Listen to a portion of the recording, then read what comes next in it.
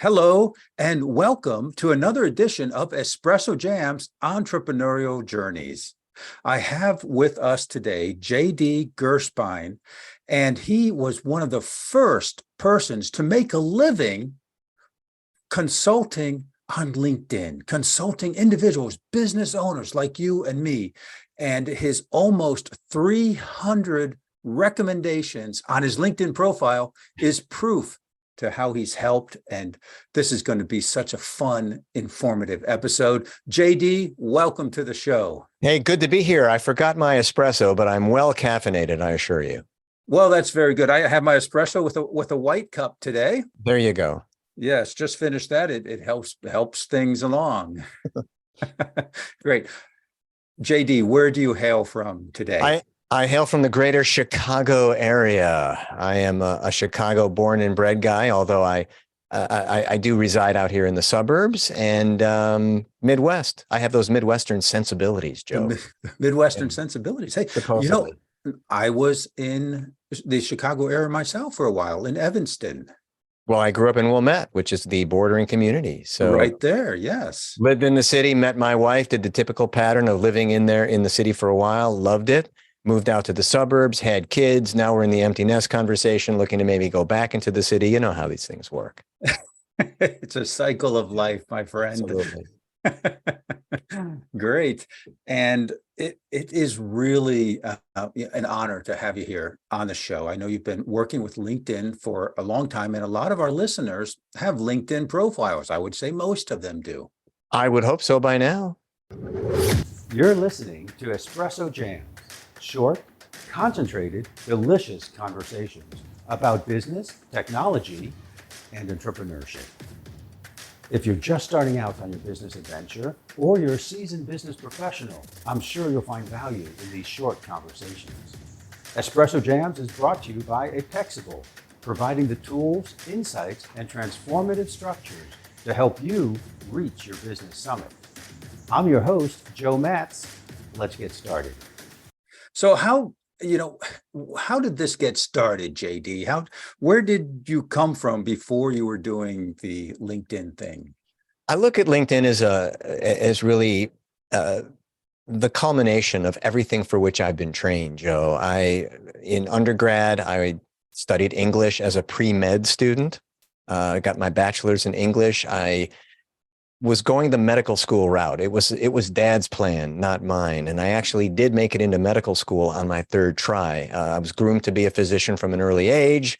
I got in, I achieved. I didn't have the grades at first, but my persistence and determination and scored pretty well on the MCATs and finally got in on drive. And I left medical school a month shy of completing my first year and then went back into academia, got a master's in industrial organizational psychology, and then an MBA in marketing communications. So when I look at my academic background in English and in psychology and in marketing, I was ripe for a career in social media. The problem was social media wasn't around when I got my MBA. So I plodded along in the marketing field. I started my marketing company in 1989, Owlish Productions back then, moved it to Owlish Communications in reverence for my study of the owl.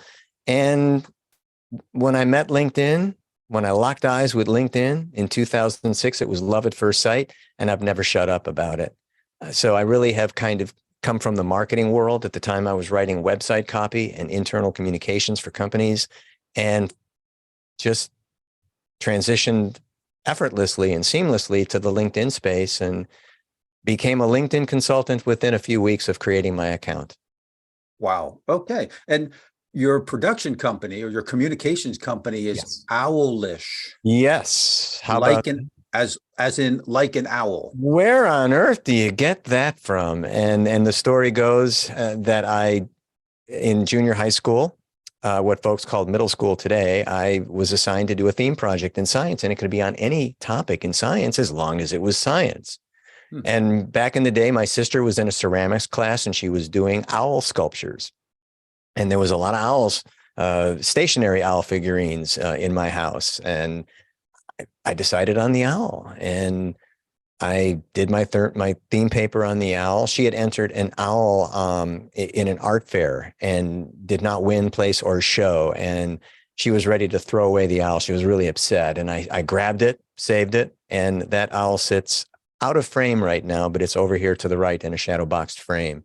So I've always been into the owl. I admire it for its mystic and spiritual qualities, and it's supposedly my spirit creature, or spirit animal, as they say. And when it came time to name my company, I just liked the sound of the owlish and the communications. So I went with it.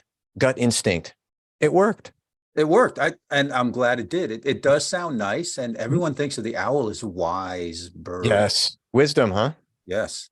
Big Okay. eyes. Owls have big eyes. I'll do my best to live up to that. Yes. And the round glasses, which I wear as an homage to the late, great John Lennon, it does me proud. It serves me well. Awesome. Very, very awesome. So you started your own business way back in the 80s. Well, I was in my father's marketing business. I come from the healthcare world. So I did a lot of healthcare marketing. My father was one of the most prominent medical researchers of his day in biochemistry, in clinical medicine, and was around liver regeneration. And much of what he advanced through his studies still exists. He owns a lot of Google pages posthumously. And he died before the advent of the internet. But I was in healthcare marketing for a long time and always did the school work thing. So I was always moving projects forward as I was in school. I did some work with the Chicago Cubs, my beloved baseball team here on the north side of Chicago. And when I was in school, I had an eye toward doing business of some kind. I've always had the entrepreneurial leanings, Joe. So when I got my MBA, nobody was hiring. I tried, really, I did. But I knew in my heart of hearts I couldn't work for anyone else other than me. I'm not a demanding boss, as I've realized through the years. So, but I have pushed myself, and I have been very driven, and I've always been focused on the client, whomever the client is. And when I got to the social media revolution and I saw what was going on, things changed for me the moment I sent my first email. And I realized that I could make a go of advising people, teaching them best practices in this ecosystem, this online world, this virtual world. And what did that look like? What were some of the things that you taught back in, the early days of the internet and social media? Well, like everybody else, I was an America Online account, and I learned about email and dial-up and LAN and all that. Now, I'm not the tech geek. I look like I should be, but I assure folks that I'm not. I have a lot of blind spots in my knowledge of how the internet platforms do work from a tech point of view. But from an intellectual and emotional side, I've helped people acculturate into the online world, which I still do today. A lot of the work I do is collaborating and partnering with folks who are very gun shy from a privacy and security standpoint, especially on LinkedIn. And they don't put themselves out there the way that we see a lot of folks do. They're very timid. They're very guarded. And I think a lot of what I do on the coaching consulting side is to just let them know that they should be taking their place amongst everyone else if they want to get their message across. And these days, as you know, there's a lot of clutter. There's a lot of white noise out there. There's a lot of junk out there. And we have to really be our own little personal pile drivers and get through that and get ourselves out there with gusto. Yeah, I think that's so important. When I first started going online and making posts and getting out there on video, I was very rigid. I felt like that's how I should be, is rigid, but that was not me. It's been so much easier, so much more fun, so much more engaging once I relaxed a little bit and decided, you know what, I'm a little bit, different from other people, and that's okay. I'm a little bit strange, I'm a little bit weird, and that comes through. Perhaps more on Facebook, where it's more personal than business, but even on LinkedIn now, I'm starting to loosen up a little bit, and it's been wonderful. Well, I think we can thank the pandemic for a lot of that autonomy as well. I think that when we were sheltered in home in March of 2020, and when you think about it, back then in 2020, we had the greatest marketing tagline ever conceived. I mean, 2020. Clear vision, right? 2020 vision. And then boom, 3 months into the decade, we get saddled with this global health crisis. And what have we learned? What have we learned as we sit here today and tape for you in April, coming up on April of 2023? So we're 3 years into this, and ideally, it has changed our value systems. It's shifted our habits, our mindset. Many people leaned into LinkedIn, some for the very first time, and now saw the urgency to build a brand or create community and get their content out there. And it has been a veritable free-for-all out there. So you have seen a loosening of mores, and people have become a lot more attuned with their vulnerability and frailty. And boy, nothing like a pandemic to illuminate the frailty of mankind. We've all been coping on some level with anxiety and stress and depression and loss and imposter syndrome and comparison bias and all of this that the online world is giving us, because it's now a generation old. As we sit here and tape our little conversation, LinkedIn is a generation old, 20 years. Yeah, come that's May amazing. 5th. And That is amazing. what have we learned? Where is this going? It's all still in beta as far as I'm concerned. We're learning every day on this thing. And so much has changed. The acceleration of change, of being online, just increased over the last 3 years to exponential proportions. Absolutely. So I'm curious, from your perspective, you talk LinkedIn, you listen LinkedIn, you see LinkedIn day in and day out all the time with many clients. What are the biggest challenges that you're seeing now with people being online? We talked about this before we turned our microphones hot, and that is, at what point does LinkedIn turn the corner for folks and become a transformational vehicle? I can speak of my own personal brand transformation. I see the transformative force of this platform. Others have yet to see it. And that, I think, is the biggest challenge, is moving from I'm on LinkedIn and I'm not using it effectively to I'm on LinkedIn and I see it as a seamless bridge to opportunities. And I think that's really the key. That's the focus of my work, is ushering people into this transformational mindset where, when you put the right amount of force into it, and that force is cognitive force, when you do the critical thinking and you show up well, eyes on screen, ready to think your way through scenarios, that's when you start to see the transformational force of LinkedIn. And that's when you can leverage the platform to transform your professional life. And there's transformation, transformational. These are approaching buzzword status with great regularity, especially in the coaching profession. But for me, I am not the same person that showed up to LinkedIn in 2006. I am transformed, and I have changed as LinkedIn has changed, and it has sparked and catalyzed a lot of my growth as a professional. And I owe a huge debt of gratitude to it. But then again, I've worked it, man. I've put in the time, I've put in the effort, the long hours. I'm approaching 100,000 hours on this thing, and I'm in the trade. So my work is done with people to empower them on LinkedIn, to enable them on the site. So I'm on the site a lot. I know how challenging it can be. I know what it takes to acculturate into the online world. And for most people, it requires maybe too far a leap out of the comfort zone at this point. So we've got to pull back on the throttle and just give it to them in a way that's commensurate with their personality and their tolerance for risk. But so it's a journey. Of course, it is a journey. It's one of my favorite words. Life and business is a journey, and getting online and being effective online is a part of that journey for many people. Would you like to get in front of more of your ideal clients and at the same time build your brand and create evergreen content? Well, you can do that with podcast guesting.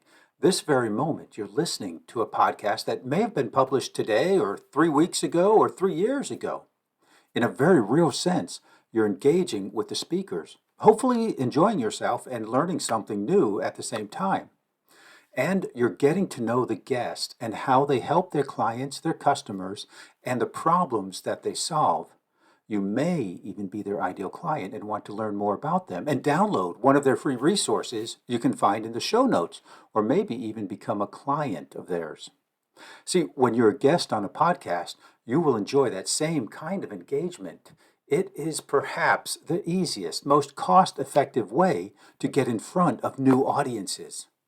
Learn how you can be a guest on the right podcast and engage with your ideal clients with the free resources available at 𝐏𝐵ologist.com. Yeah. And I understand what you say about some people being timid and not getting out there, and they're not sure what to do on LinkedIn. So if you're talking with someone who they have a LinkedIn profile, they've got 200, 300 people, maybe they're connected to, and they're not doing a lot on LinkedIn, but they feel like they should be doing. What would you suggest? I know it's hard to say without getting very particular about the person and everything, but what is something that people could do if they want to up their game on LinkedIn? Well, I'm not the LinkedIn on 10 minutes a day guy, and we are a shortcut crazy society, and we're always looking for a good workaround or hack. And I hate to burst the bubbles out there, but there is no magic bullet. There is no cookie cutter methodology. The approach is individual. Everybody has to bring their own DNA to it, their own cognitive steam to it. And that's what gets you through each session. If you're looking to accomplish LinkedIn with the least amount of wear and tear on your psyche, it's almost impossible to expect benefit. There are things that you can do. Surgical strikes on LinkedIn are important because we're always checking our fellow professionals. If they hear of us or we hear of them, where's the first place we're going? Or to LinkedIn to check them out. Absolutely. Yes. And because of the real time of in real life networking now, a lot of it is done in front of people. So the business card has become almost obsolete at this stage of the game. So now people have their phones and they're connecting right then and there. There's an immediacy of impact right there. And we can look at someone's LinkedIn profile while they're standing in front of us. If we're in the virtual setting, a little bit different because we're behind the scenes. We're just viewing people as maybe we hear them in a breakout room or in a gallery view. And maybe we decide to organically connect with them later. But the key is that LinkedIn becomes that bridge to get us from a point A, whatever that is, to a point B, whatever that is. And typically in my world, what I would do is I implore people not to ever sell anything on LinkedIn. You'll sell more products and services on LinkedIn if you don't sell products and services on LinkedIn. But you build that infrastructure, that profile that truly speaks to your competencies and capabilities and value proposition. And that's what you lead people to, so that when they do get on a Zoom call with you, you don't have to spend a lot of time talking about yourself. They've done their homework. They know who you are. And ideally, the conversation flows. Think back to you and I when we met. We met in a virtual networking setup. We connected. We had a Zoom call. We knew that we had professional synergies worth exploring. And I'm here. I'm on your show. And it's a led win to this for interview. me. Yes, that's great. Well, one of the things I've upped my game with is going live on LinkedIn. And I don't do a lot of selling. I almost never sell. I direct people to my website, but not always. Am I making a mistake by not always saying the next step is, or to learn more, go to, am I making a mistake by not doing that all the time? Yeah, the so-called call to action, the clarion call to action. And I'm less about call to action these days because there's a very loud salesy component to it. And I'm advancing and leading a movement on the non-selling sales approach to LinkedIn because I think that organic growth is where it's at. And that's what will produce the opportunities for people on LinkedIn. And what do I mean by that? It means not hitting people over the head with a pitch sledgehammer. I mean, we are sold at every turn on LinkedIn, and people are set up for it. They anticipate it. They see it coming a mile away at this point, especially on the invitation to connect, which is the most egregious breach of ethics of all on LinkedIn. So if you truly want to leverage this platform and break the plane and get into a sales conversation, if all goes well, it really does implore you to focus on the relationship. Focus on the relationship. Focus on the relationship. Build trust, establish rapport. I'm not telling anybody anything they don't know, but the problem is they default to these salesy behaviors and they look like sales predators out there. And, and granted, there's a lot of survival and desperation going on out there. People need to sell products and services. I understand that, but it ain't happening sight unseen. Nobody. I kind of thought if I get out there and provide value, if I provide value in a 2-minute or 3-minute live video, Yeah. If people want to know more, they know how to get in touch with me. It's on my profile. They saw me. They can get on LinkedIn and Yes. contact me if they want to, or connect with me. Yes. And the moment you say to someone that I offer a 30-minute, no pressure, no obligation consultation, they know that there's going to be pressure and obligation, and they can feel the sell coming already. And somehow you wind up on their off LinkedIn email list. So again, this predatory sales behavior, these spammy automated messages that are churning out by the thousands and tens of thousands. I mean, every day my inbox is flooded with them, as I'm sure yours is as well. These are not people who are making any effort to stand out. And unfortunately, that's what it's come to. People kind of expect it. They feel it's the norm. So I'm always telling folks, you want to stand out? You want to make a great impression? Don't sell anybody when you first meet them. Yeah. No, provide value. See what you can do to help them at the moment, I think is a very interesting. And I've had some wonderful conversations with people where it's just like, what's going on? One of the questions I love to ask, JD, and I'll ask you to share some questions also, but I love asking, what project do you have going on right now? What are you excited about? I like to use the question, what's keeping you busy these days? Okay. Anything that's open-ended, you don't want to give anybody a chance to make a binary response like a yes or no. You really want to obviously encourage and coax that reply out of them. And I'm an interviewer. I was a broadcaster in high school. I joined my first day freshman year, I joined my high school radio station, and that started 8 years of TV and radio communications that I keep to this day. These skills have always been running in the background, and I know how to interview people. And I run my Zoom interviews, my Zoom calls like interviews. I'd rather hear them talk, because finally, at some point, they may come back to me and I'll tell them a thing or two as to what I do. But really, the focus is on them and making eye contact with my lens as I'm doing here. I'm not really looking at my screen. I know how to conduct myself in front of the webcam. And I think that's what we've also learned in 3 years in a pandemic is how to bring ourselves to a business meeting. Because even though we're not in front of people, there's no, you don't have the distractions of a busy restaurant with noise and getting up and going to the restroom. I mean, you're in front of your computer, you're in your fishbowl. We've all let people into our homes these past 3 years or thereabouts, and we still are, because many of us have settled into the notion of working from home. And if you're in a virtual business, you can work anywhere, correct? Right. It's one of the silver linings. Yes. Of the pandemic is that people became much more comfortable with being online. Yes. Yes. Oh, it was a baptism under fire for a lot of people, and yes, they realized, okay, I better up level here. Microphones and webcams were flying off the shelves at Amazon. I remember in the early stages of the pandemic, I paid handsomely for my Logitech Brio, and I was lucky to get it at that price. And now they've come way down, and more people, as I've noticed, as the pandemic sailed along, and now we're into 2023. And from this point on, there are more people who are getting actively involved in technology. They're improving their audio and video capabilities, and that has served them well. Yes. And I know you mentioned to me, you have a new microphone, and I have a new camera. We're upping the game. Well, look, if we expect folks to watch us, we better be sticklers for quality. Yes. Yes, at some level. You reminded me of some of the early videos of people online and some of the mistakes that were made, and the guy who looked like a cat, and he's like, "I'm not a cat. We can continue with the meeting." I just thought that was hilarious. Yeah, early into the pandemic, there were a lot of snafus that the news caught a hold of, and they were entertaining to watch. And someday we'll be able to, to recall these with laughter. But, think of the good things that we accomplished. What did we do? Everybody was forced out of their comfort zones, really, and everybody had to do this. I mean, if you were going to survive in business, whether you were gainfully employed, whether you were an entrepreneur, whether you were a salesperson in the eat what you kill world, everything revolved around connecting with people. And we really lost that connectedness.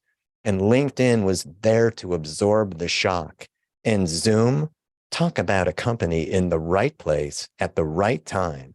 So LinkedIn, and in combination with Zoom, kept us not just viable, but sustainable during a time when we really needed companionship and attention and a supportive ear. And we saw more people confessing their vulnerabilities and seeking support. A lot of support seeking behaviors on LinkedIn. A lot of people just wanted to know they were on the right track. And once they got it, they were empowered. Their self-confidence increased, and they could go out there and be who they wanted to be as a professional. And they were more people have been nomadic than ever before in business. We've seen people leaving corporate to become entrepreneurs. We've seen a lot of people who didn't want to go back to a physical office, and they said, you know, I'm going to open up that consultancy I've always wanted to do. So it has been a really interesting inflection point in human history. It has been. And where do you see it going from here? I think these habits are ingrained. I don't see people breaking free from this soon. People have realized the joys of working at home. And if there's a huge virtual component to their business, they will certainly exploit that. I was a body in motion prior to the pandemic. I was a professional speaker. I was traveling all over North America. I had my first transatlantic gigs canceled due to the pandemic. But again, the wear and tear, the miles, the heavy lifting involved in meeting people, taking commuter trains, getting stuck in traffic in big cities. I don't miss the traffic. I can meet more people in the course of a week on Zoom than I could, say, in a month traveling across the country. Oh, definitely. And I've had a home office since 1985. And most of my life I've spent working at home. I was a speaker also, where I traveled, and I was on planes 4, 5, 6 times a month sometimes. Yeah. And it was wear and tear, and I loved it at that time. I loved it. I don't think I would love it today. It's a hard life being on the road. Yeah, it was fun. It was fun. It was exciting. I got to meet new people. I got to see new places, beautiful places in Brazil and around the world, in Italy and Asia. It was wonderful. I don't want to do that again. It's kind of like a been there, done that. But I love getting online and talking with people in England or Australia or wherever it might be. I think it's fantastic. I feel like I'm traveling the world sitting in my chair. And I'll use that term acculturation again. We've really acculturated well with the technology. We are much more comfortable than we were in the early days of the crisis. And now I wouldn't say it's altogether behind us, but people are out enjoying themselves. They're back at in real life events. And in the big cities where there are bigger networks and bigger communities, I mean, I don't think we use the term super spreader events anymore. And, we're fine until the next variant comes around, I guess. We're between variants at this stage, but we're certainly now more attuned to the fact that something like this could bring us to a screeching halt. And it's good to now set up that architecture, that infrastructure virtually. So God forbid, if it ever happens again, we can meet people where we need to meet them online. And it doesn't seem as much of an abstraction anymore. I feel in being on a side-by-side Zoom with you here, like you're in the next room. So do I. You're just in the next room. We're just people talking at this point. And that's what's relaxed us. And that's how we can use LinkedIn to just tremendous transformational advantage, because now we have the profiles of the folks we're talking to. Ideally, they've made some upgrades. Well, maybe not. That's why I'm retained at the level I am. But again, getting that brand infrastructure together and making sure people know who you are before you speak with them, as opposed to just, again, ramming a sales pitch down their throat. You're always going to be better off organically growing. Yes, definitely. And I love how you said you're not a 10 minutes a day guy on LinkedIn, that it does take time and it does take effort.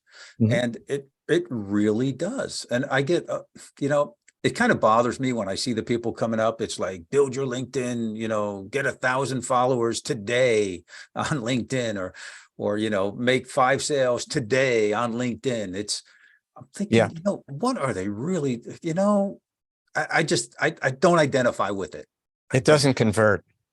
It doesn't convert. And as we sit here today, we're also at the forefront of the AI chat GPT conversation. Yes. And it remains to be seen how this technology and these workarounds are going to impact our daily lives on a site like LinkedIn.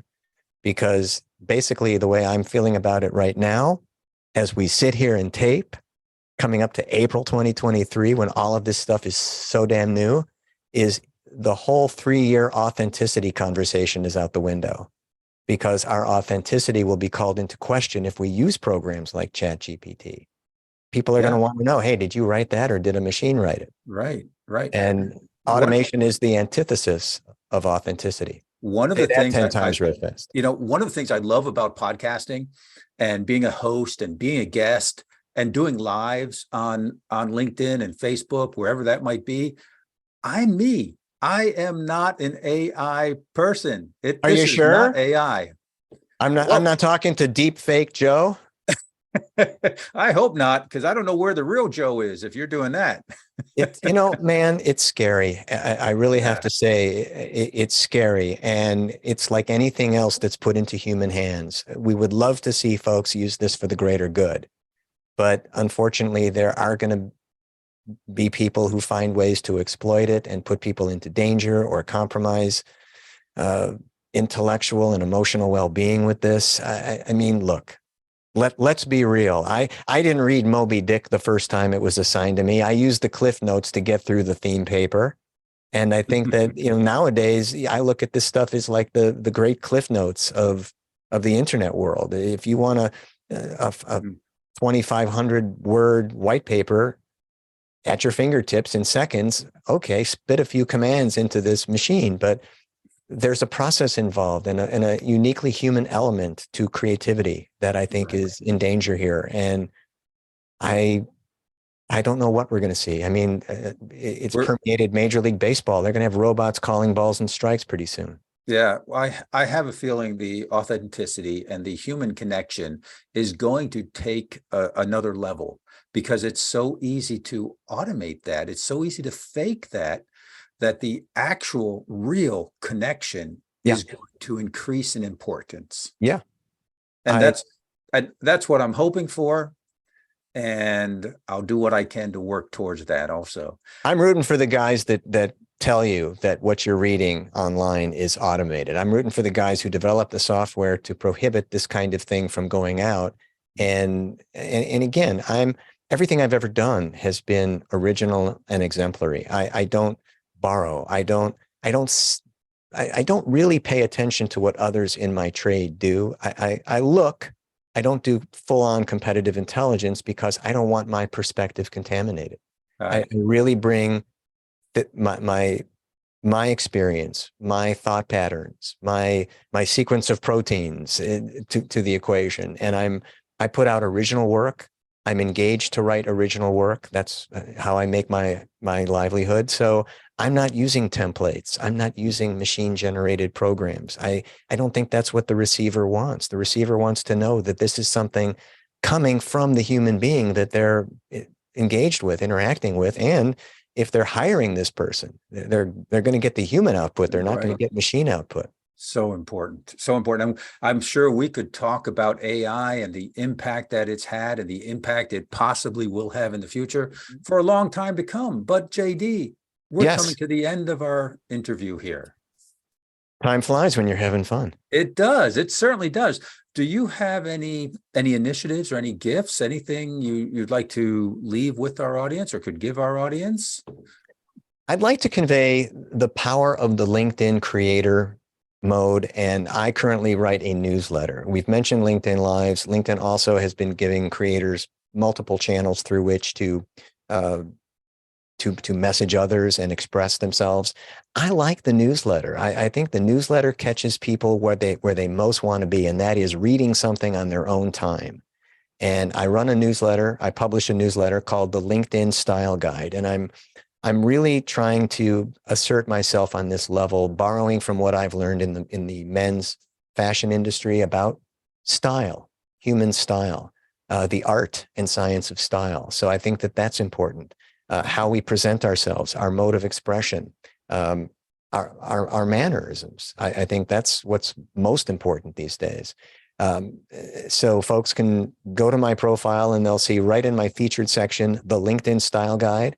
It's a subscription platform, and we are in the subscription economy, the experience economy. Yes. So we want to enroll people. We're all broadcast stations. We're putting out this, we're putting out that. We're multiple channel entities right now. We're all media producers now, Joe. So my media, the one that I really like the most out of everything I'm doing, is this newsletter, which Okay. is multimedia capable, and I do video work on it as well. Oh, great. Well, we will have links to that in the show notes, so you can learn more about JD and get on that newsletter list and increase your style and your effectiveness on Yes. LinkedIn. It's opt-in too, which is another non-intrusive way of people letting you know that they're truly interested in absorbing your content, as opposed to me just sending folks the link when they least expect it. Right. Oh, that's great. I love it. Very good. JD, this has been a great conversation. I sure appreciate your time and sharing your expertise with my audience. Joe, you rock. I knew from the moment I met you, you rock, and I'm happy to be on this recording with you, and hope folks love it. Maybe you want to replay it. Maybe you want to share it. That won't upset me. It won't upset you either, will it? No problem there. Okay. All right. Thank you. Great. Have a great day. Bye now. Okay, JD, super. Can I wipe this smile off my face Wipe now? it off. Super. Well, that was a great conversation. That went well. You know, I noticed I never changed my clock. My clock is, we went to daylight savings time, so I just noticed that I'm an hour earlier, but I don't think anybody really cares. No, by the time this goes live, nobody's going to care. There you go. Yeah. Did you think it went well? Was it? Yeah, I did. I think it went well. I think we exposed some good things about LinkedIn, about what's happening, where it might be going, that kind of stuff. Love the story. Yeah, so we wanted to position yourself as an expert, and I think you did that. Yeah. Well, that really has become my origin story. I've probably, since the pandemic started, I've done about 100 podcasts. And more, I'm getting into that origin story, because that freedom from medical school really was the major trigger point for me in life. Yeah. It set me on a path that, I mean, had I stayed on to become a doctor, I probably would have been a casualty. Look what's happening in the medical profession right now. Right. Yeah. I mean, got high levels of stress and anxiety and burnout, and suicide rates with physicians are now very, very high. A lot of PTSD. Yeah, that's amazing. I was just talking with a nurse here in the neighborhood, where someone put on our neighborhood, WhatsApp. They're looking for someone to do injections for their mom. And I said, "Did you see that?" And she's like, "I saw it, but I don't have time. I'm so overwhelmed with my own work. I can't go, you know." I was like, "Yeah, well, I understand." Yeah. Yeah. So, but you know, every day, I think that I tried to answer your questions as best I could. I get asked that question a lot. What advice would I give to someone who, I mean, at this stage, if you're a professional of 15, 20, 25 years and you haven't done anything on LinkedIn, anything really, it's tough. And I'm being approached by these folks, and I'm literally helping them set up their profiles from scratch. Wow. I mean, imagine that. Imagine like just starting right now. No. I mean, it's unconscionable. What were people doing during the pandemic? There's the question. What the hell? I mean, one of the first. What have you been doing up to now? Come on. I mean, I love what I do. I can't scale what I do, and I'm looking at ChatGPT to a certain point to maybe give me some kind of leg up. But my clients don't want ChatGPT profiles. They want to go through my process so that they can get clear on their story. Because when it comes down to it, if they guest on a podcast like yours, they're not gonna have a printout in front of them and read from it. They're gonna have to deliver extemporaneously. Absolutely. Yeah. So, but you're a deep thinker on this stuff. I love the conversational flow we had, and I'm interested in listening to it, but I'm certainly going to share it. And And this was definitely one of the good ones. I'd love to go. What I'll do is is it on YouTube like automatically? Like I can get to it right away? Well, what I'll do, I'll send you an email after, today you'll get an email from me, and then I will put it on YouTube unlisted. Oh, okay. With show notes, with a title and show notes, and give you the opportunity to look at that and make sure it's okay. If you want to add anything. And then you'll post it public? Well, you want to add anything, change anything, let me know. Okay. I'll change it. And then it will go public on YouTube and all the apps and, all the podcast listening apps and all of that. But I do, I just think it's fair that I give you a chance to look at the show notes and make sure that fits, what your expectations. Well, that's very nice of you. I appreciate that. What I'd like to do is one of the things I learned last year, I learned how to edit my own videos, and I can do a really pro job on it. And I would go through it. I'd like to pick out maybe the best clips, unless you do that. I don't know if you edit, but I think maybe what you would consider a best clip. And I mean, obviously it'll have, I will tag you in it, of course, and make sure I mention that I was on Espresso Jams, of course. And you're more than welcome to do that. If you have a high res logo of your show, please, if you wouldn't mind passing it along to me so I can use that as an asset when I do this on LinkedIn. Yeah. I do. It is high ris. Yeah. And I put your picture in there. So make sure I have a profile. If you have something promoting our show, I think you did, but I haven't, well, what I usually do is use a person's LinkedIn profile picture. That's fine. If whatever you have, if you've kind of superseded it or whatever you're using to promote the episode, let me know, because I'll do it when I do it through my account. Obviously it's coming through my account, so it'll get a larger swath of people who will look at it. So perfect. Well, when I put it on YouTube on that unlisted private link that I'll send you, the image will be there. Okay, great. The image will be there. Perfect. If you have any trouble downloading it or anything like that, just let me know. Cool. Are you going to the Grand Connection thing tomorrow? I am. Okay. So do you know Suzanne Taylor King? No. So Suzanne is the head of the community that Carolyn and Susan are merging with tomorrow for this event. Okay. I've known Susan since the early days of the pandemic. She's fantastic. She'd make a great guest. She'd make a great guest for you. The Idea Lab? The Idea Lab. Oh, yeah. Okay. Yeah. She'd make a great guest for you. Yeah. And you can tell her I said that. Okay. I will. I'm doing some work within her community right now. We're talking about doing some LinkedIn programs together. Okay. So. And you are a member of the Grand Connection, is that right? I'm a member for a year because I spoke to them in September. She had me to do a program in September. So one of the perks was a year membership. Okay. Problem is I'm so damn busy. I mean, I really can't go to everything I'm invited to, but I did go to the one recently, and then I'm going to the one tomorrow. I'll be there. Yeah, I focus, I was doing a lot of networking, and I've cut out a lot, but the Grand Connection is one of the ones that I focus on. So letting go of a lot of what I was doing allows me to focus on just a couple of groups. Okay. And I found that to be very effective. Very good. Very good. Yeah. Well, my friend, I'm going to have to let you roll because I've got to get ready for a Zoom at the top of the hour. Very good. And get my bio break in. Right. Okay. And thank you, A, for having me. I enjoyed it immensely. B, whatever post-production work you're going to do to get I don't know if there's anybody in front of me, but let me know when you're going to drop this episode. Yep. It'll be a few weeks. All right. Let me know and tag me on all posts and I'll engage on them, and send me what you can so I can prepare some posts through my perspective, through my account. Very good. Very good. Thank you. All right, man. All right. We'll see you tomorrow. I'll see you online tomorrow.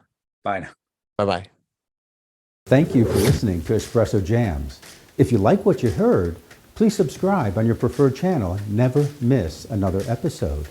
If you'd like more business tips on technology, entrepreneurship, and doing better, you can find me on LinkedIn at Joe Matz, that's Joe M-A-T-Z, or go to my website, apexable.com. That's apex-able.com. I'm your host, Joe Metz, wishing you an awesome day.